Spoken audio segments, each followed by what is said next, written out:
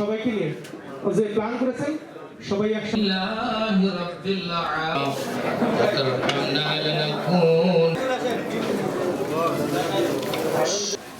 শেষ প্রান্তে ইফতারের সময় দোয়া করছি। ধন্যবাদ জানিয়ে আমাদেরকে নিষ্পাপ করে দেন।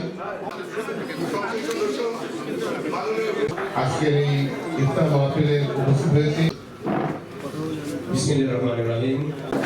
আমি জেলা প্রশাসকের প্রতিনিধি হিসেবে আমি কথা দিয়েছিলাম এমপি নির্বাচিত হলে বিএনপি ক্ষমতায় গেলে ওই সাংবাদিকদের জন্য কিছু করা দরকার।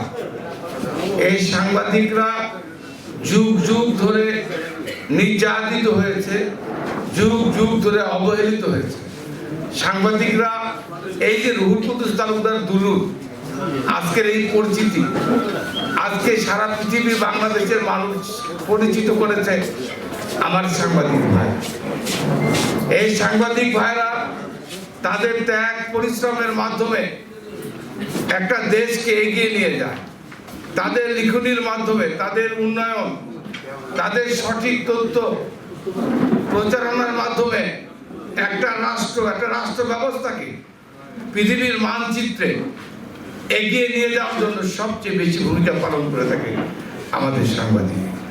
আমি কথা দিয়েছিলাম পার্লামেন্টে আপনাদের মহৎ ভাতা এবং নবম এবং ওয়েজ বোর্ড বাস্তবায়ন করার জন্য যা যা দরকার আমি একজন আপনাদের সংসদ সদস্য হিসাবে আমি প্রতিশ্রুতি দিচ্ছি, আমি আমার সাংবাদিক ভাইদের জন্য সমস্ত কিছু করবো ইনশাআল্লাহ।